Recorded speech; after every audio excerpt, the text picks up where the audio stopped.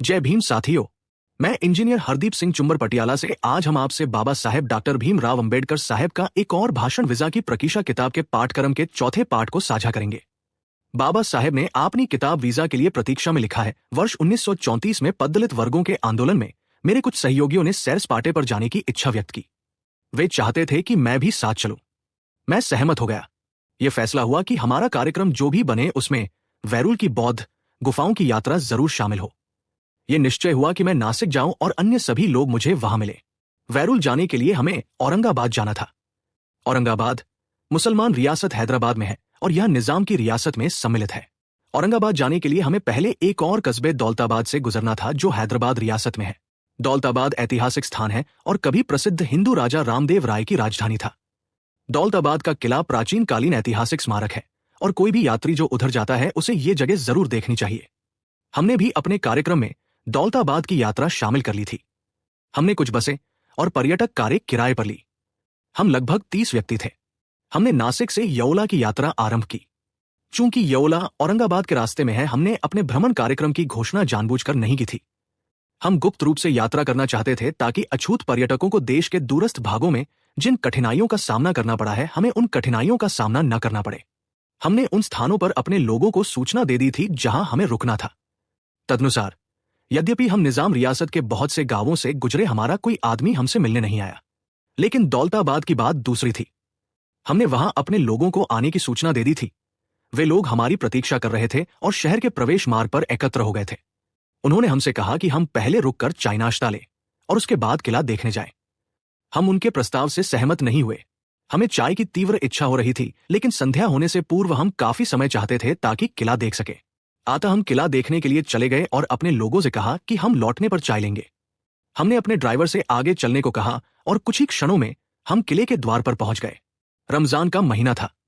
मुसलमान इस माह रोजा रखते हैं। किले के फाटक के बिल्कुल पास एक छोटा सा तालाब है जो लबालब भरा रहता है। उसके चारों ओर चौड़े पत्थर का खंजा है।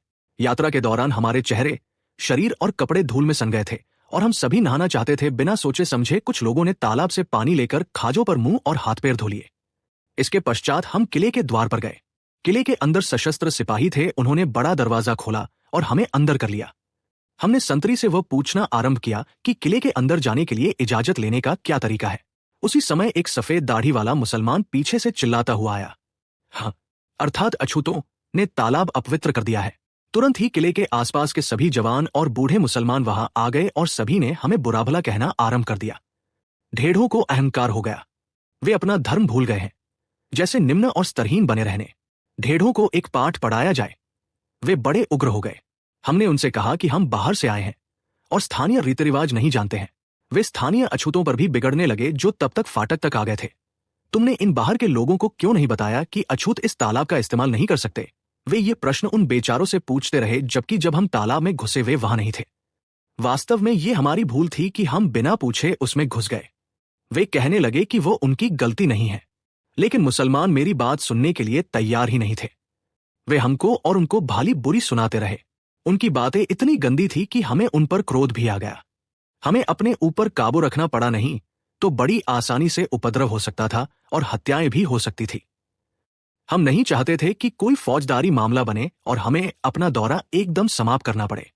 भीड़ में से एक नौजवान मुसलमान ये कह रहा था कि हर एक को अपने धर्म के अनुसार चलना चाहिए, अर्थात अछूतों को सार्वजनिक तालाब से पानी नहीं लेना चाहिए। मैं कुछ अधीर हो गया और उससे कुछ गुस्से में पूछा, क्या तुम्हारा धर्म वही सिखाता है? यदि कोई अछूत मुसलमान बन जाए तो क्या तुम उसे इस तालाब से पानी लेने से रोकोगे? इन सौंधे प्रश्नों से मुसलमानों पर कुछ प्रभाव पड़ा।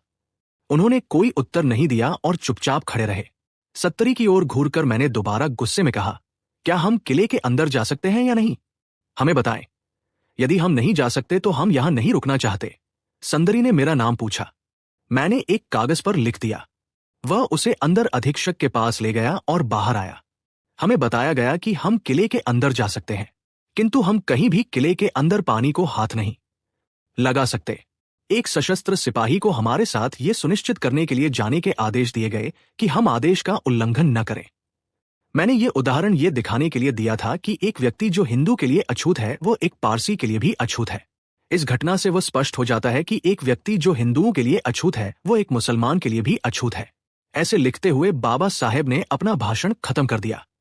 बाबा साहेब का सपना था भारत में समता, समानता, भाईचारा और सभी के लिए न्याय पाने के रास्ते खुले हों।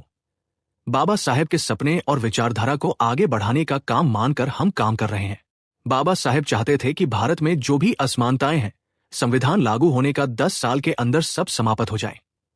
भारत एक मजबूत राष्ट्र बने और सभी भारतीय लोगों की एक शक्तिशाली कौम बने, सबका आपस साथ भाईचारे का व्यवहार हो। लेकिन होता तो वही है जो सत्ता चाहती है। भारतीय सरकारों ने भारत के संविधान के भावना के खिलाफ जाकर भारत के कुछ नागरिकों इतना अमीर बना दिया है कि वह लोग भारत सरकार के बजट से अधिक निजी बजट बनाने के करीब होते जा रहे दिखाई देते हैं। भारत की सरकारों की मेहरबानी से ही वह लोग अरबपति बने हैं। नए अरबपति बने अडानी को भारत सरकार के बराबर बिठाकर उसकी सलाह लेती दिख रही है। ऐसे लोग क्या आम जनता के हितों के लिए सरकारी नीतियां बनवाएंगे और जनता के लाभ और हित की सलाह सरकार को दे सकते हैं? बिजनेसमैन तो हर बात में अपना लाभ ही देखेगा। हाँ तो ठीक है, हम बाबा साहेब की समानतावादी विचारधारा को समझने में मदद करने के लिए वीडियो बनाते रहेंगे। आप इन्हें देखते रहें, लाइक, शेयर और सब्सक्राइब करके हमारा हौसला बढ़ाते रहें। हमारा व्हाट्सएप नंबर है 9463601616। हमेशा याद रखें। मैं इंजीनियर हरदीप सिंह चुंबर आपसे इजाजत चाहता हूं। साथियों, जय भीम, जय भारत, जय संविधान।